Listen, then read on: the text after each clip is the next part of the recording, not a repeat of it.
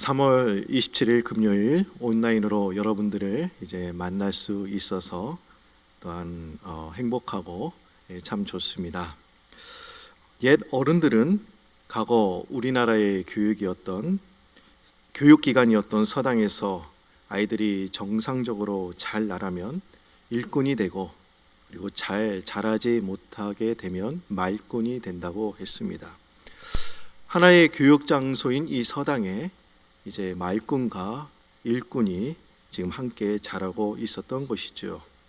근데 이것은 교회에서도 신앙 공동체에서도 해당이 됩니다. 우리가 영적인 순례길을 걸어가는 이 도중에 일꾼이 있는 반면에 말꾼도 있습니다. 오늘 본문 말씀 고린도전서를 여러분들이 읽으셨습니다. 원래는 4장 20절만 우리 교재에 나와 있지만 제가 오늘은 더 읽었죠. 4장 17절에서 20절까지의 말씀을 드렸는데, 지금 바울 사도는 고린도 전도에서 이제 자신은 일꾼을 또한 만났다라고 이야기를 하고 있습니다. 그런데 일꾼만 만난 것이 아니라 말꾼도 만났다라고 지금 소개를 하고 있는 것이죠. 그럼 과연 그 일꾼은 누구를 의미하는 것일까요? 고린도전서 4장 17절 말씀에 이렇게 기록되어 있습니다. 내가 주 안에서 내 사랑하고 신실한 아들 디모데를 너에게 보냈다라고 이렇게 말하고 있습니다. 바울은 진정한 일꾼의 그 모범으로 지금 디모데를 지금 꼽고 있습니다. 바울은 디모데를 소개한 후에 또 후에 그 고린도 교회 안에 교만한 자들이 있다라고 또한 소개를 하고 있습니다. 이 교만한 자들이란 어떤 자들입니까? 이들은 말만 하는 사람들입니다. 그리고 말씀에 합당한 능력이 없는 삶을 살고 있는 사람을 지금 의미하고 있습니다. 여러분, 철로 역정을 보시면 존 번연은 또한 일꾼과 말꾼을 또한 소개하고 있죠. 일꾼을 신실이며 또한 말꾼을 수다장이로 지금 소개하고 있습니다.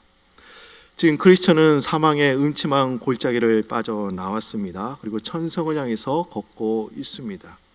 근데 그 앞에서 한 사람을 발견하게 되었습니다. 그 사람은 어떤 사람이었냐? 신실이라는 그런 사람이었습니다. 그 사람은 신실이었는데 크리스천보다 일관성 있는 발걸음으로 지금 앞에서 걷고 있는 그런 사람이었습니다. 크리스천은 쉽게 그를 따라잡지 못하게 되자 달려가게 되었습니다. 그리고 마침내 신실과 어깨를 나란히 하고 동행하게 되었습니다. 여러분, 신실과의 동행, 그것보다 아름다운 일이 어디 있겠습니까? 여러분들이 수요일에 공부하셨던 것처럼 에녹은 하나님과 동행한 사람이 아니었습니까? 여러분, 그렇습니다.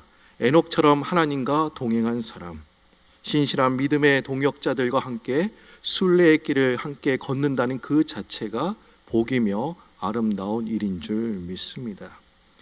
그러나 우리의 신앙의 순례길에서 항상 신실한 믿음의 동역자들만 만나는 것이 아니죠. 겉모습만 보면 헌칠해 보이고 또 믿음으로 잘 살아가는 것처럼 보이는 사람들을 우리가 만나게 됩니다. 누구를 만나게 될까요? 말꾼을 만나게 됩니다. 수다쟁이를 만나게 되는 것이죠. 그런데 중요한 것은 우리가 누구와 더 많은 시간을 보내느냐에 따라서 우리의 신앙의 성숙과 질이 달라지게 된다는 그런 말씀입니다. 지금 수다쟁이는 그렇습니다. 크리스천과 신실처럼 천성을 향해서 걸어가고 있었습니다. 그런데 이 수다쟁이가 신실과 이 크리스천과 조인하게 되는 것입니다. 먼저 신실이 수다쟁이에게 먼저 말을 건네기 시작합니다. 그리고 수다쟁이는 신실에게 유익한 대화를 나누자고 또한 제안을 합니다. 수다쟁이는 또한 이렇게 이야기합니다. 많은 사람들이 세상적인 이야기를 좋아한다. 그리고 가치 있는 대화를 하는 사람이 없어서 걱정이 된다. 이런 이야기를 또한 하게 됩니다. 그리고 수다쟁이는 또한 신실에게 또한 이렇게 이야기를 합니다. 우리에게는 거듭남이 필요하다. 우리의 노력으로는 안 된다. 그리스도의 의가 필요하다. 아울러 회개하고 믿고 기도하고 고난을 감내하는 법도 배워야 한다고 대화를 합니다. 우리가 이 정도로만 얘기해 본다면 아마 수다쟁이는 믿음이 신실한 사람처럼 보일 수가 있죠. 네, 맞습니다. 신실은 수다쟁이에게 완전히 반해 버렸습니다. 그래서 신실은 혼자 떨어져 걷고 있었던 크리스찬에게 다가가서 이렇게 이야기를 합니다. 수다쟁이는 괜찮은 사람이다. 좀 믿음이 있는 사람처럼 보인다. 이렇게 이야기를 합니다. 하지만 크리스찬은 신실에게 수다쟁이의 정체성에 대해서 이야기를 해줍니다. 수다쟁이는 우리 마을에 원래 우리 마을에 살던 사람인데 내가 이 사람을 알고 있다라고 이야기를 해주고 있습니다. 그는 교묘하게 말은 잘하지만 아주 한심한 작자다 이렇게 이야기를 해줍니다. 그렇습니다. 수다쟁이는 멀리서 보면 멋있어 보였습니다. 그러나 가까이서 보면 흉한 사람이었습니다. 외적으로 나타난 모습은 믿음이 있어 보였지만 실제적인 삶을 들여다보면 아무것도 없는 자였습니다.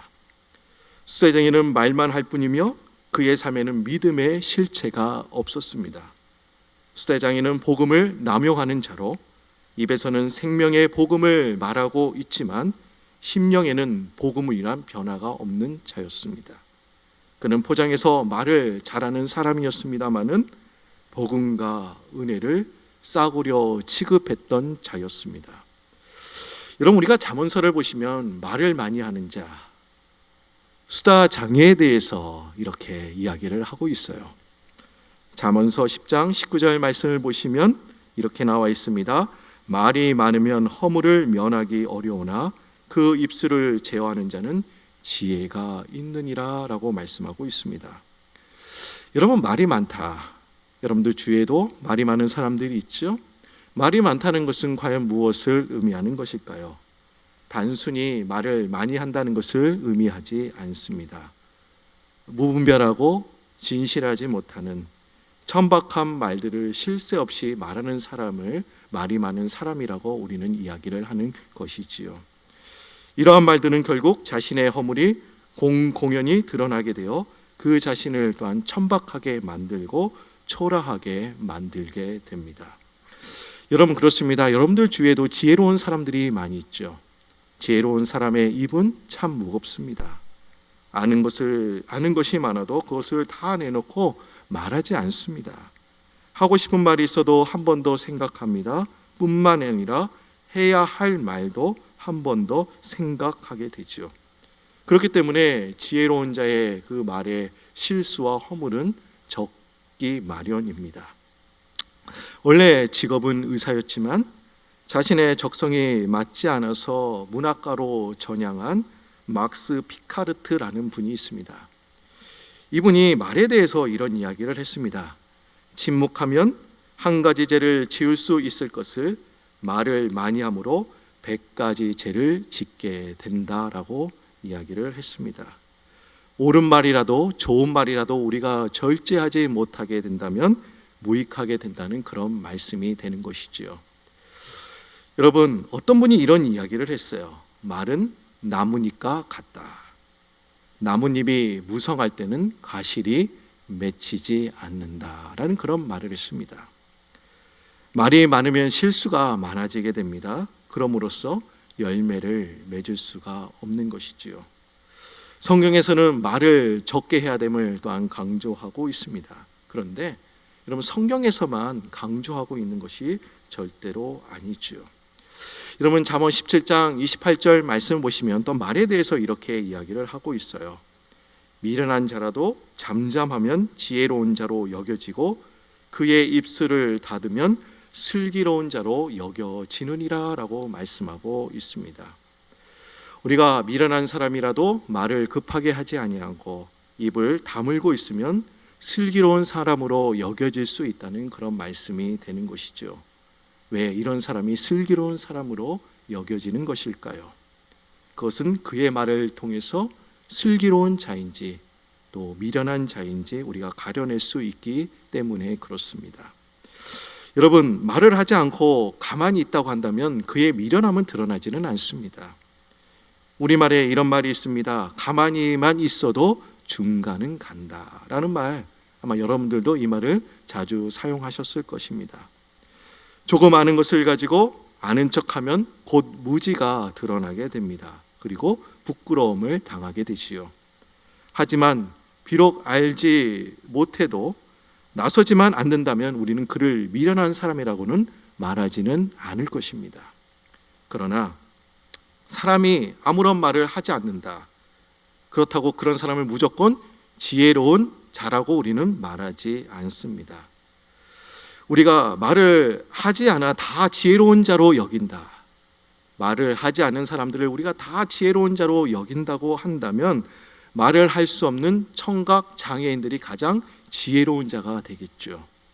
그러나 그 사람의 지혜로움의 여부는 어떻게 가려내는 것입니까? 우선 우리가 판단이 되지는 않지만 우리가 행동으로써 우리가 그 사람이 지혜로운 사람인지 우리가 알 수 있는 것이죠.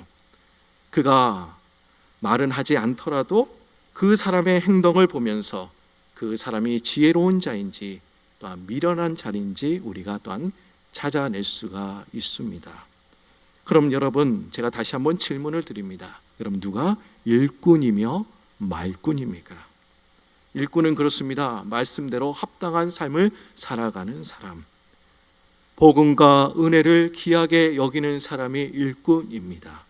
반면에 이 말꾼이란 말만 하고 말씀에 합당한 능력의 삶을 나타내지 못하는 사람, 이 복음과 은혜를 또한 싸구려 취급하는 사람, 그런 사람이 말꾼이 되는 것이죠.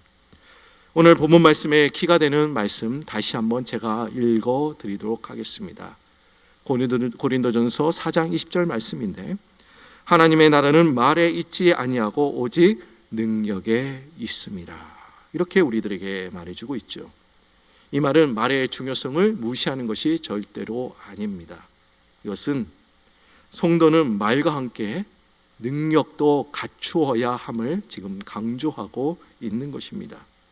사실 하나님의 나라, 그 나라에 대해서 그 복음은 어떻게 지금 전달이 되는 것입니까? 우리의 말로, 우리의 언어로 전달이 되는 것이죠. 그리고 하나님께서 하나님의 나라를 사람의 언어로 전달되도록 하셨다는 그 자체가 또한 감사한 일이기도 합니다. 만약에 하나님께서 하나님 나라를 말이 아닌 다른 수단으로 또 물리적인 힘으로 또 전달을 하셨다면 어떻게 되었을까요? 아마 그렇다고 한다면 하나님의 나라는 잘 전달되지 못했을 것입니다. 그리고 소수의 사람만이 그 복음을 접하게 되었을 것이지요. 하지만 말은 다릅니다. 말은 어떠한 비용도 어떤 공간적인 제약도 받지 않습니다. 하나님의 나라는 세상의 일처럼 자본이나 기타의 수단이 없어도 이를 전하려고 하는 의지만 있다고 한다면 누구나 어디서든 자유롭게 전할 수가 있는 것이죠. 그러므로 우리가 자본이나 물질이 없어서 우리가 복음을 전하지 못했습니다라는 변명은 하나님 나라 전파에 있어서 통하지 않습니다. 따라서 말을 통해 천국이 전파되게 하신 것은 우리에게 감사의 조건이 되는 것이죠. 그런데 참 이상한 점이 한 가지가 있습니다. 뭐가 이상할까요? 하나님의 나라가 이처럼 쉽고 간단한 방법을 통해서 지금 전해지는 것인데 어째서 왜 세계 복음화가 되지 못했을까요? 지금 세계 곳곳에 지금 하나님의 말씀이 전파가 되고 있습니다만은 왜 전체 이 모든 나라에 왜 복음이 전달되지 못했을까? 이 세상 전체는 복음화가 되어도 몇 번이나 되어야 했을 것인데 왜 그렇게 되지 않았을까라는 질문을 우리가 할 수 있죠. 하지만 그렇게 되지 못한 이유는 오늘 본문에서 이렇게 이야기를 하고 있는 것이죠. 하나님의 나라는 말로 전달이 되지만 또 다른 요소가 필요함을 우리들에게 말해주고 있습니다. 그것은 말씀이 우리 삶 가운데 뿌리를 내려 그 말씀대로 실천하며 살아갈 때 그것이 능력으로 나타나게 돼서 온 세상 사람들에게 그 복음이 전파가 되는 것이지요. 여러분, 신실과 성실이라는 한문 여러분들이 잘 아실 것입니다. 그런데 이것을 한문으로 표기할 때 이 신자와 그리고 성자에는 말씀 언자가 들어갑니다. 여러분, 신실의 신을 보면 사람인에 이제 말씀언을 붙인 것이죠. 이것은 말의 열매가 신실이라는 그런 뜻을 갖고 있는 것입니다. 또한 이 성실의 성은 말씀의 언과 이룰성을 합쳐져서 만들어진 그런 말이죠. 그것은 말한 바를 그대로 지키는 열매가 바로 성실이다라는 것을 우리들에게 지금 말해주고 있습니다. 과연 우리의 시대는 과연 어떤 사람을 지금 필요로 하고 있습니까? 이렇게 어려운 때 우리가 코로나 바이러스로 해서 많은 어려움을 지금 겪고 있습니다. 우리가 일상적인 삶도 불편해졌습니다. 지금 우리가 가정에서 묶여 있습니다. 자유롭게 행동하는 그런 자유도 없어졌습니다. 그런데 이렇게 어려울 때 하나님은 어떤 사람을 찾고 계실까요? 하나님은 역경이나 순경이나 변함없이 또한 말씀을 붙들고 살아가는 살아가는 그런 삶일 뿐만 아니라 그 말씀대로 실천하며 살아가는 사람들을 지금 이 시간에 찾고 계십니다. 여러분, 사랑하는 프라미스 성도 여러분, 여러분들이 말꾼이 아니라 일꾼으로 살겠다고 주님 앞에 고백하시면서 오늘 하루도 주님의 은혜 가운데 믿음으로 승리하시는 여러분들 되시기를 주님의 이름으로 축원드립니다. 우리 다 같이 기도드립니다. 하나님 아버지, 이렇게 어려운 때에 새벽 미명에 주님과 제일 먼저 대화할 수 있는 은혜를 주시니 감사합니다. 하나님은 우리와 대화하고 싶으신데 우리는 주님과 먼저 대화하기보다는 세상 사람들과 대화하는 것을 즐겨하지 않았습니까? 오늘 주님과의 특별한 대화를 통하여 우리가 말꾼이 아닌 일꾼, 신실한 자, 성실한 자로 살아가야 됨을 깨우쳐 주시니 감사합니다. 우리가 하고 싶은 말이 있더라도 한 번 더 생각하고 말할 수 있는 슬기로운 지혜로운 자가 될 수 있도록 우리를 인도하여 주옵소서.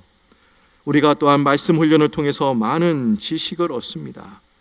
그러나 그 지식을 사람들 앞에 열거하는 자가 되지 않도록 우리를 붙들어 주시고 그 지식을 기초로 하여 삶으로 보여주는 삶이 되게 하여 주옵소서. 우리가 한자리에 모여서 예배를 드리지는 못하지만 우리가 온라인 공간에서 같은 시간에 예배를 드리는 것도 하나님의 은혜인 줄 믿습니다. 우리가 어떤 예배를 드리든지 간에 감사할 수 있도록 도와주시며 감사 바이러스가, 은혜 바이러스가 코로나 바이러스를 몰아내어 세계 전체의 아픔과 고통의 소리가 점점 더 줄어들 수 있도록 우리를 도와 주옵소서. 감사드리며 예수님의 이름으로 기도. 다 같이 주기도문 하심으로 오늘 예배를 마치도록 하겠습니다. 하늘에 계신 우리 아버지여, 이름이 거룩히 여김을 받으시오며 나라의 마옵시며 뜻이 하늘에서 이룬 것 같이 땅에서 이루어지리이다.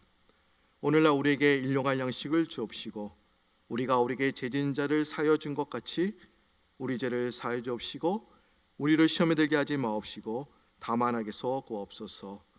대개 나라와 권세 영광이 아버지께 영원히 있사옵나이다. 아멘. 오늘 다 같이 여러분들이 오늘 들으신 말씀을 붙잡고 우리 다 같이 기도하는 시간을 갖도록 하겠습니다. 오늘 우리에게 주신 말씀 어떤 말씀입니까? 우리는 말꾼이 아닌 일꾼으로 살아가야 됩니다. 하나님께서는 우리가 말로만, 지식으로만 우리가 채워가는 그런 삶이 아니라 그 지식을 기초로 해서 또 우리의 말씀 가운데 우리가 살아가는, 실천하는 그런 삶을 주님께서는 원하십니다. 하나님, 우리가 많은 것을 배웠습니다. 또 수많은 그런 말씀들을 우리가 들었습니다. 그 말씀을 붙들고 또 우리가 실천하며 이렇게 어려울 때 아버지여, 서로 우리가 다른 우리 영혼들, 주위에 있는 우리 성도들을 우리 생각하면서 그 영혼들까지 우리가 기도하는 여러분들이 되었으면 합니다.